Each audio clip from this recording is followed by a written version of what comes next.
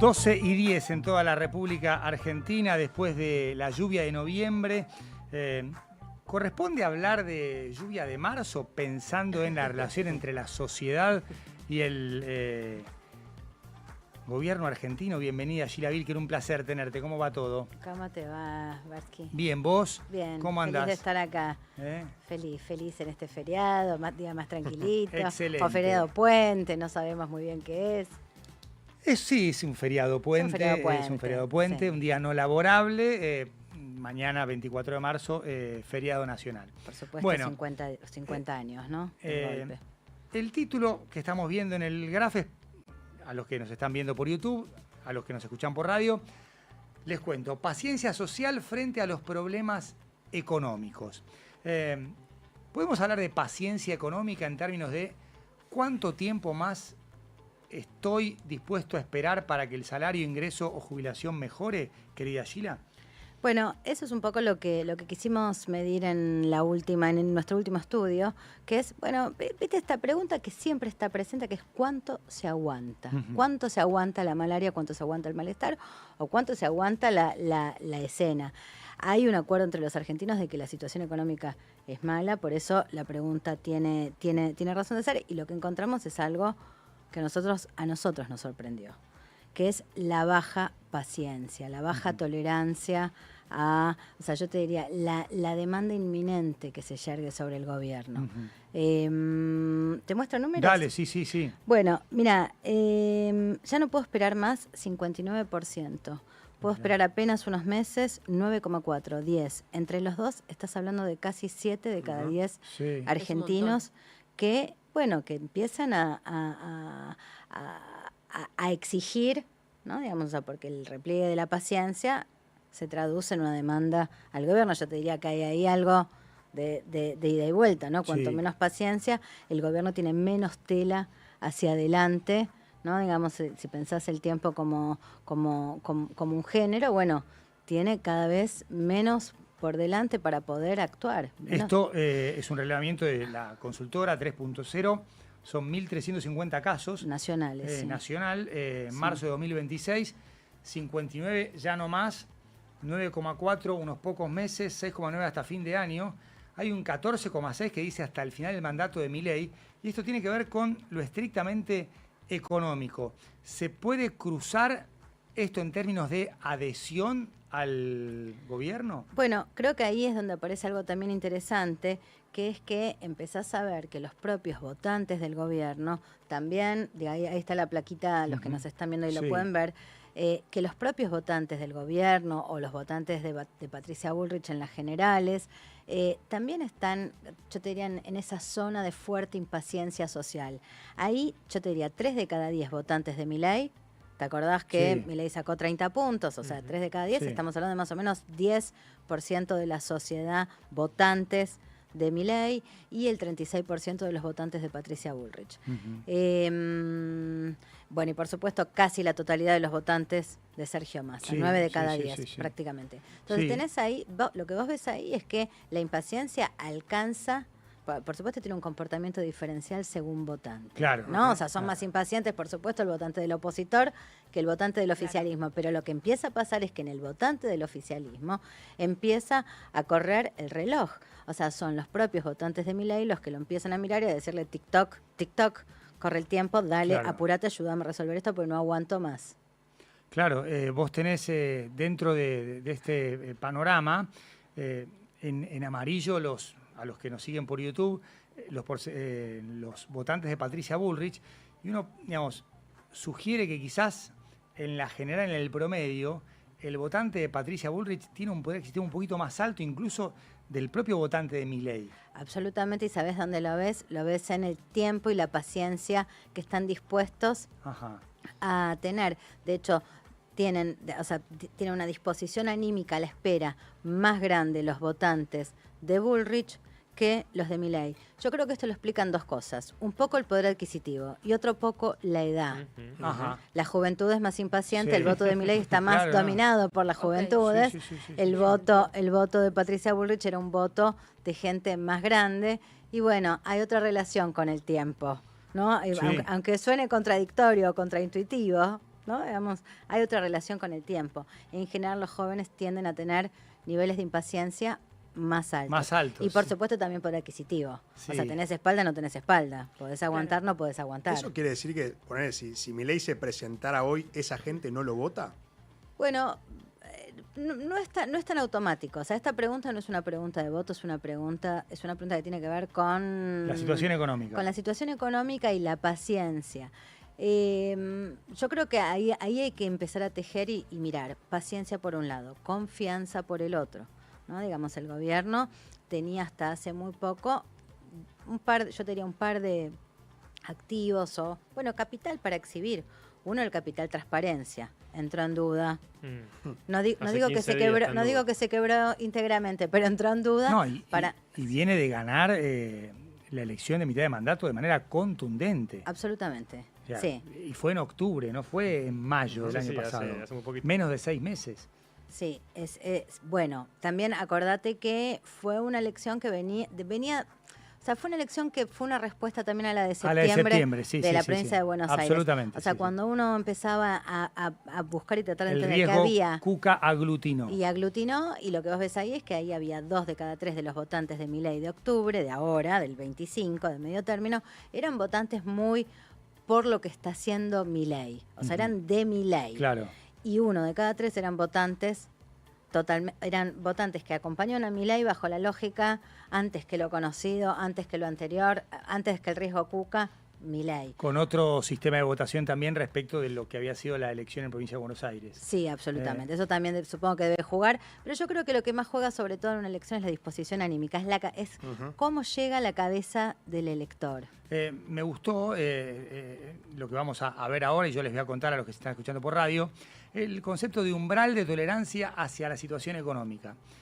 La frase es: ya llegué a mi límite de tolerancia con la situación económica actual. Muy de acuerdo, un 50,7%, bastante de acuerdo, 64,3%. En la sumatoria tenés un 65% que está de acuerdo con esta frase, que por supuesto llega a un nivel de hartazgo o de impaciencia o límite de tolerancia. Pónganle el rótulo que quieran. Poco o nada de acuerdo, 32,3%. Pero el margen es muy alto, de 65% de gente que dice: yo ya no puedo más, estoy muy de acuerdo con esto o bastante de acuerdo con esa frase. Bueno, vos te acordás que la semana pasada hablábamos de los endeudados y los desahorristas. Sí. Los endeudados y los desahorristas. Y veíamos que la mitad del país estaba en esa situación de deuda o de desahorro. Bueno, creo que esto un poco te marca por qué vemos umbrales tan bajos de intolerancia o umbrales tan altos de intolerancia a la situación económica. Y hay la siguiente, que es la ética del sacrificio social, que completa lo que vos estás diciendo. Dice, bueno, ¿cuán de acuerdo estás con la frase: hay que bancarse el ajuste ahora para estar mejor en el futuro? Y tenés un 36,2% que está muy de acuerdo o bastante de acuerdo. Que es un número alto. Es un número alto, es un número alto. Son 36%. Vos pensás que Milei tiene hoy una aprobación de 37%. Está acá.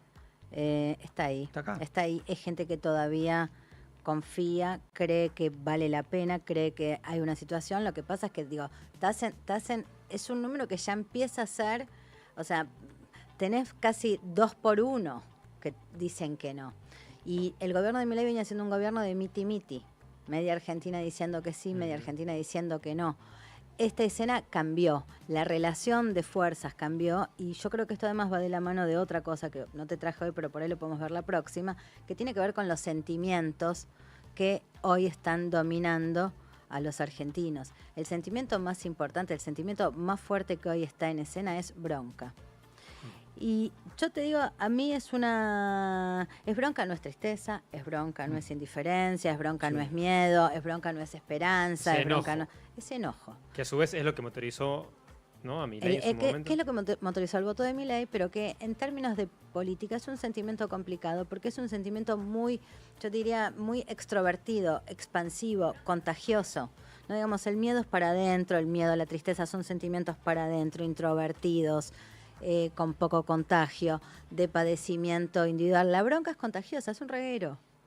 Entonces, eso es un problema en general para la comunicación de un gobierno. Ahora, yo creo que ese sentimiento de bronca hace bastante que está instalado en la sociedad. Mira, creció en el último tiempo. Creció. Hace un tiempo lo que vos tenías, sobre todo en los segmentos opositores, era más tristeza. ¿No? Digamos, yo te diría, había un pivote, y de hecho lo veías en la investigación cualitativa. Veías que los segmentos más opositores se sentaban alrededor de la mesa de los grupos, ¿no? De cómo se hace la investigación, y vos los veías que estaban así, todos caíduchos, cabizbajos, ¿no? Digamos, como yo diría incluso casi sin fuerza para la crítica. Hoy esto está cambiando.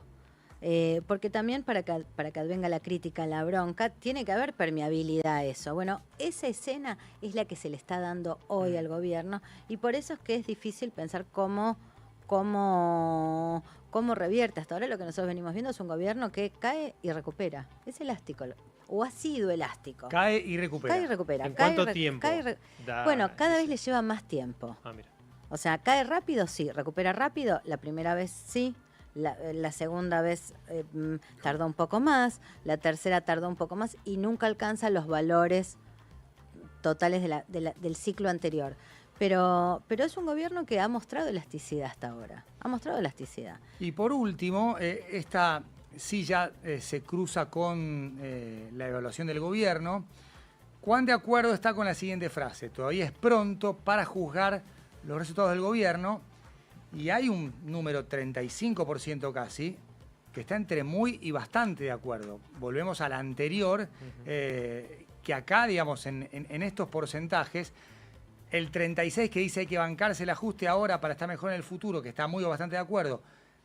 Este 35 todavía es pronto para jugar todo el gobierno. Acá, digamos, hay una admisión de lo que es el núcleo que el gobierno conserva a favor en términos de evaluación de la gestión. Sí, está muy bueno porque pones el acento, tenés acá un resultado que es 60 y 30, sí. ¿no? O sea, 60 y pico, 30 y pico respecto de todas estas preguntas que son ética del sacrificio social, es de más tiempo para juzgar al gobierno. Y sí, y efectivamente hay un 30, o sea, por lo menos 35 puntos que hoy dicen, bueno, todavía tiene margen para actuar, todavía es pronto, todavía vale la pena hacer el sacrificio, pero empezás a tener más de 60, alrededor de, según las respuestas, entre 62 y 65%, hay gente que dice no. Basta de ética del sacrificio, basta de sufrir hoy para estar bien mañana, basta de ya está, ya estuviste un tiempo bastante largo como para poder evaluarte sí. y tomar postura. Ahora, Gila, lo pienso en términos electorales. Sí. Tiene un 35% de intención de voto asegurada. Bueno, yo sé que no es automática no es automática, pero igual coincido con vos.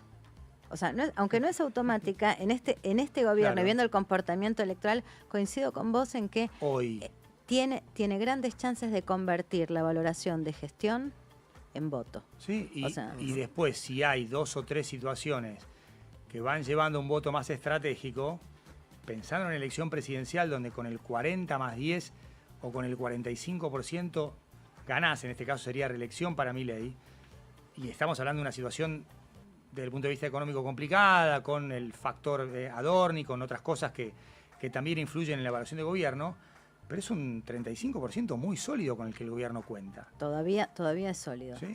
Y el 60 no está traducido en un voto en contra. Claro, o sea, no hay una referencia opositora, y hay que ver también si va a haber paso para ordenar o no va a haber paso, porque también la oferta electoral va a influir, no en este 35%, que está bastante claro a dónde va a ir. El otro 60. Sí, 35 hoy. Puede ser más, puede ser menos. Claro. 35 hoy, ¿no? Digamos, con los números de opinión pública no eternizar. No, pero a mí me parece un número muy alto. Es una foto. Es un número todavía significativo. Con un mérito importante del gobierno de haber transmitido estas ideas y que mucha gente las haya incorporado aún en una etapa socioeconómica para cada uno de ellos de menor expectativa a lo que pensaban. Yo coincido con vos. El otro día pensaba, bueno, el gobierno nunca estuvo tan bajo, pero este no es un número bajo. No. ¿No? Digamos, es como las dos cosas. Sí. Entonces, sí, es así, es como vos lo planteás. Es un número significativo, es un número que no pone al gobierno fuera de carrera, para nada. Es un número que todavía habilita a preguntarse, o sea, sin lugar a dudas, digo, ¿hay reelección o no hay reelección? Es una pregunta totalmente lógica para el gobierno, por supuesto, para cualquier universo político que siempre aspira a la reelección, eso es como lo más obvio del mundo, pero no tiene, o sea, tal como está la escena.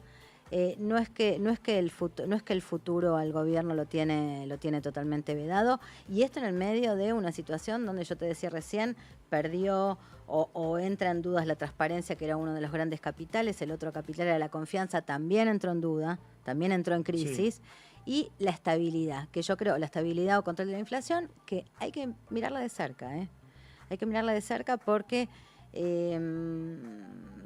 viste, hace un tiempo yo pensaba, mirás el gobierno de Menem, o te acordás del gobierno de Menem, y la hipótesis de la estabilidad mata todo lo otro, le gana a todo lo otro, la estabilidad le gana la estabilidad le gana a corrupción, la estabilidad le gana a desempleo, la estabilidad le gana a cualquier problema que pudiera haber. Creo que es algo que hoy entra un poco en dudas, porque bueno, 3 meses seguidos de inflación casi en 3, hay que ver cómo sigue esto.